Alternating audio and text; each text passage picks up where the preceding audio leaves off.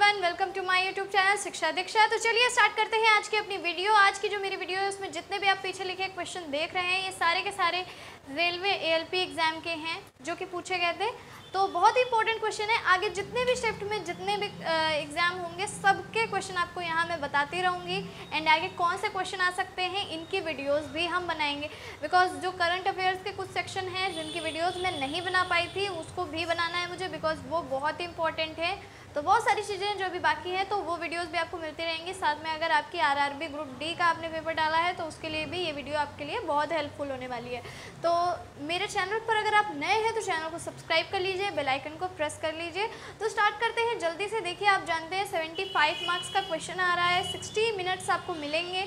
तो बहुत ही बढ़िया पेपर है, 75 क्वेश्चन है और आपको 60 मिनट्स मिल रहे हैं। तो आपको बहुत ज़्यादा क्वेश्चन, इतना नहीं टफ पेपर बन रहा है। कुल मिला के मतलब आप कर सकते हो, काफ़ी कुछ कर सकते हो। इवन अगर कुछ नहीं तो भी आप 50 to 55 क्वेश्चन कर सकते हो। तो आपका ये काफ़ी अच्छा एवरेज रहेगा एंड आप सेलेक्ट हो भी सकते हैं। तो इस बात को अपने माइंड में रख के चलिए।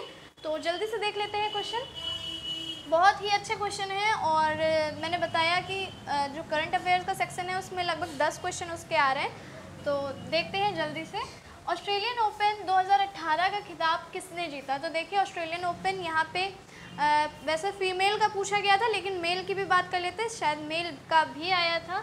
तो दोनों को ही हम पढ़ लेते हैं। ऑस्ट्रेलियन ओपन के विजेता, तो देखिए मेल की अगर बात करें, मैं एम बना दे रही हूँ। अगर मेल है तो रोजर फेडरर, और ये लगातार 2 बार से विजेता बन रहे हैं।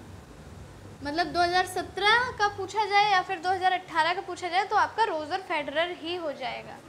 अब देख लेते हैं फीमेल में। फीमेल में है कैरोलिन वोजलैनिकी।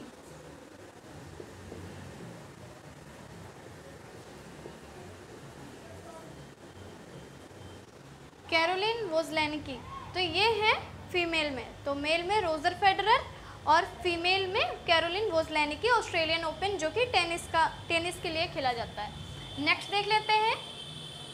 तमिलनाडु के गवर्नर पूछे गए थे।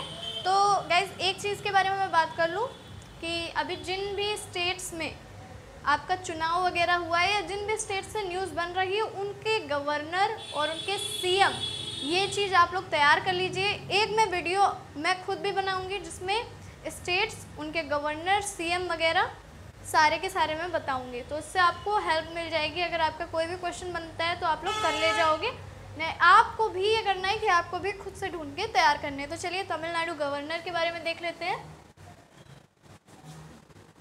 बनवारी लाल पुरोहित। तो जो इसका सही आंसर है वो है बनवारी लाल पुरोहित।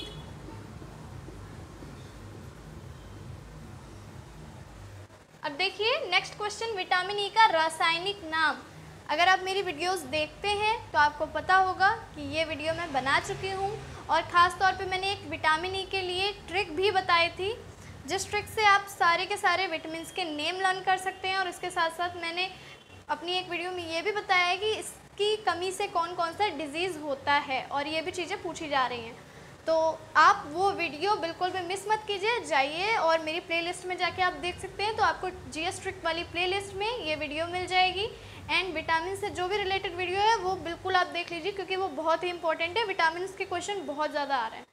तो जो विटामिन ई का रासायनिक नाम है वो है टोकोफेरॉल।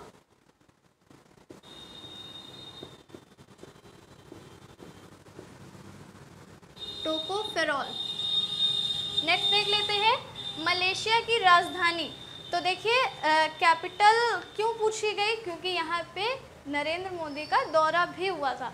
तो जितनी भी ऐसी कंट्रीज़ हैं जहाँ पे नरेंद्र मोदी अपना दौरा कर चुके हैं, वहाँ की आप जो भी राजधानी है या फिर वहाँ जो भी करेंसी चल रही है उसके बारे में पढ़ लीजिए। तो उससे क्या होगा कि अगर ऐसी कोई भी जहाँ पे पीएम दौरा करेंगे या अभी किया है जहाँ पे उन्होंने, तो अगर इससे रिलेटेड कोई क्वेश्चन बनता है तो आप लोग कर ले जाओगे। इसी वजह से मलेशिया की राजधानी भी पूछ ली गई है। तो आप जानते हैं मलेशिया की राजधानी है कुआलालंपुर। कुआलालंपुर ये है मलेशिया की राजधानी। नेक्स्ट देख लेते हैं नागालैंड के सीएम पूछे गए थे। तो नागालैंड के सीएम यानी कि चीफ मिनिस्टर हैं नेफ्यू रियो।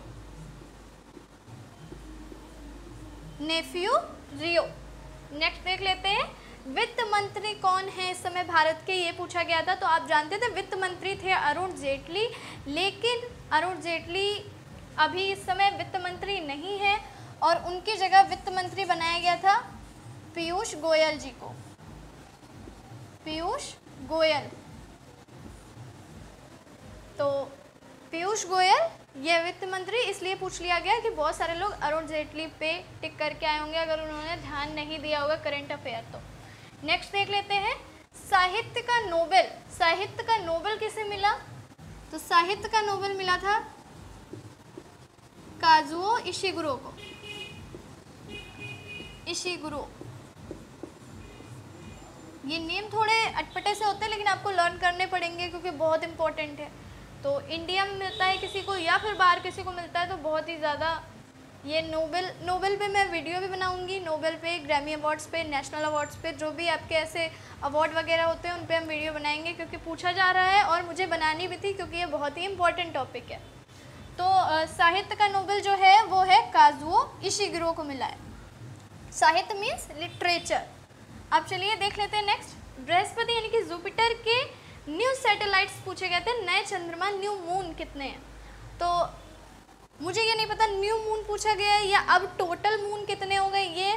तो वैसे न्यू मून अभी जो मिले हैं हाल ही में पता लगाया गया है वो है 12 मून, यानी कि 12 न्यू सैटेलाइट जो नेचुरल सैटेलाइट्स जुपिटर की। अब टोटल हो गए हैं, टोटल मून कितने हो गए हैं 79 मून। 79 मून टोटल हो गए हैं और 12 नए पता लगाए गए, यानी कुल मिला के अब हो गए 79। अब चलिए नेक्स्ट देख लेते हैं, 2016 का पूछ लिया गया। 2016 ओलंपिक कहाँ हुए थे। तो आप जानते हैं रियो डे जनेरियो में, जो कि है ब्राज़ील में। रियो डे जनेरियो यानी कि ब्राज़ील में। तो आपसे पर्टिकुलर जगह शायद पूछी गई थी, तो आंसर आपका हो जाएगा रियो डे जेनेरियो और कंट्री है ब्राज़ील। नेक्स्ट देख लेते हैं, प्रतिरोध का मात्रक, एसआई मात्रक पूछी गई थी, यानी कि रेजिस्टेंस की यूनिट पूछी गई थी और एसआई यूनिट। तो आप जानते हैं जिससे ओम, जिसको हम ऐसा करके साइन बनाते हैं ये, यानी कि इसे हम बोलते हैं ओम।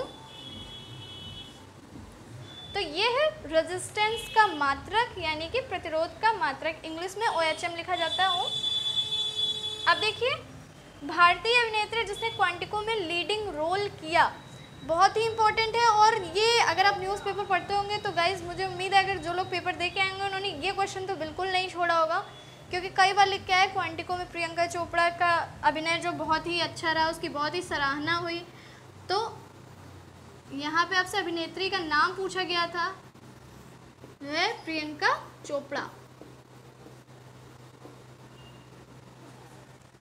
नेक्स्ट देख लेते हैं, आईपीएल टीम सनराइजर्स के मालिक। हाँ, ये एक बात और मैं बता दूं कि आईपीएल टीम के मालिक कौन है, ओनर कौन है, ये चीज़ भी बहुत पूछी जा रही है। तो आईपीएल टीम सनराइजर्स का पूछा गया था और कोलकाता नाइट राइडर्स का पूछा गया था शायद। तो वो मैं देख लूँगी आगे और कौन कौन से क्वेश्चन पूछे गए थे। लेकिन ये जैसे आईपीएल टीम सनराइजर्स के जो पूछे गए थे, इसके मालिक हैं कलानिधि मारन। आपने सुना होगा मारन बंधुओं के बारे में, कलानिधि मारन और दयानिधि मारन। तो उन्हीं में से एक है ये कलानिधि मारन। इनका सन ग्रुप भी है एंड इसकी के साथ साथ ये आईपीएल टीम सनराइजर्स के ओनर भी हैं। नेक्स्ट देख लेते हैं, तेलंगाना के वर्तमान सीएम।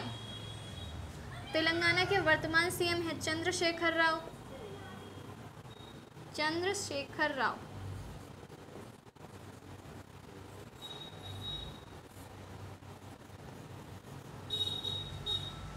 ये सारे क्वेश्चन मुझे नहीं लगता है ये सब कोई छोड़ के आया होगा, क्योंकि बहुत ही बार पूछे गए, कई बार ये पेपरों में आ भी चुके हैं, आपके एडीसी वगैरह एग्जाम्स में आ चुके हैं। क्योंकि ये जो आप ये जो अफेयर्स देख रहे हैं थोड़े एकदम नए नहीं है। देखिए 2016 का, चंद्रशेखर राव जब से बने तब से ये चर्चा में थे।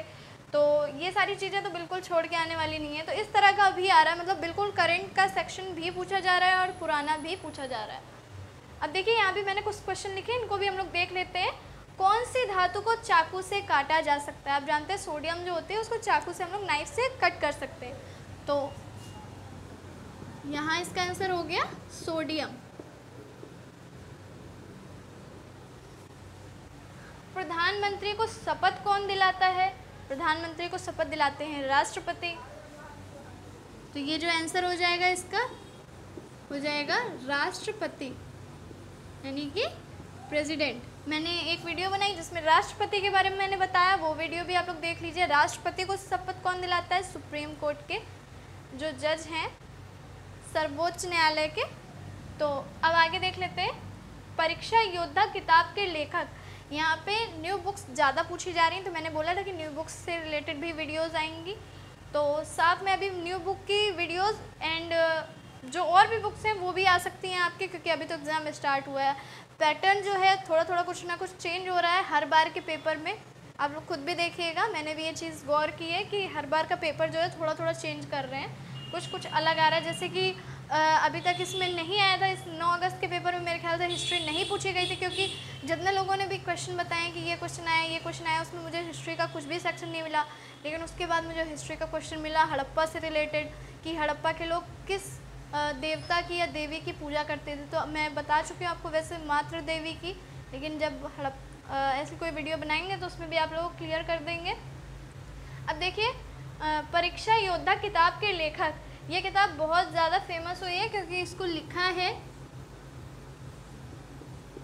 पीएम मोदी ने। तो पूरा नाम मैं नहीं लिख रही हूँ, नरेंद्र मोदी, आप लोगों को पता ही है, इसमें पूरा लिखने की ज़रूरत नहीं। पीएम मोदी ने लिखी है ये बुक, परीक्षा योद्धा, एग्ज़ाम वॉरियर, और लिखा है पीएम मोदी ने। नेक्स्ट देख लेते हैं, उड़ीसा में कौन सी प्राकृतिक आपदा आई थी? तो उड़ीसा में आप जानते हैं साइक्लोन आया था, यानी कि चक्रवात आया था। बहुत ही फेमस हुआ था चक्रवात ये, और बहुत ज़्यादा तबाही हुई थी वहाँ पे। तो चक्रवात आया था, यानी कि साइक्लोन, जिसको हम साइक्लोन बोलते हैं, उड़ीसा में चक्रवात। नेक्स्ट देख लेते हैं, स्वस्थ मनुष्य का रक्तदाब पूछा गया था, ब्लड प्रेशर पूछा गया था। तो ये होता है 120 over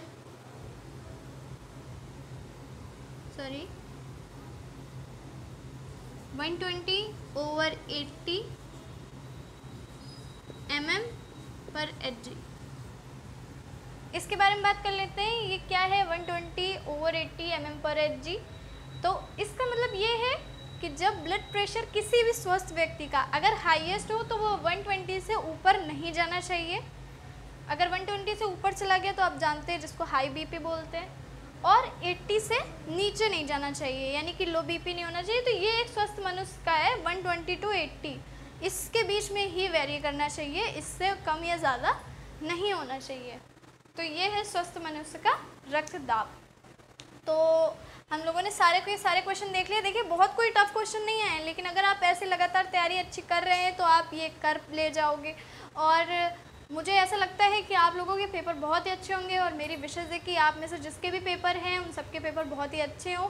और अपने एडमिट कार्ड को चेक करते रहिएगा ताकि आपका जो पेपर है आपसे छूटे नहीं। तो आज की ये वीडियो कैसी लगी मुझे ज़रूर बताइएगा कमेंट में। वीडियो को लाइक करना मत भूलिएगा, और लगातार आप लोगों को वीडियोस मिलती रहेंगी अच्छी, जिससे आपको एग्ज़ाम में कुछ ना कुछ बढ़िया करने को मिल पाएगा, आपको सक्सेस मिलेगी।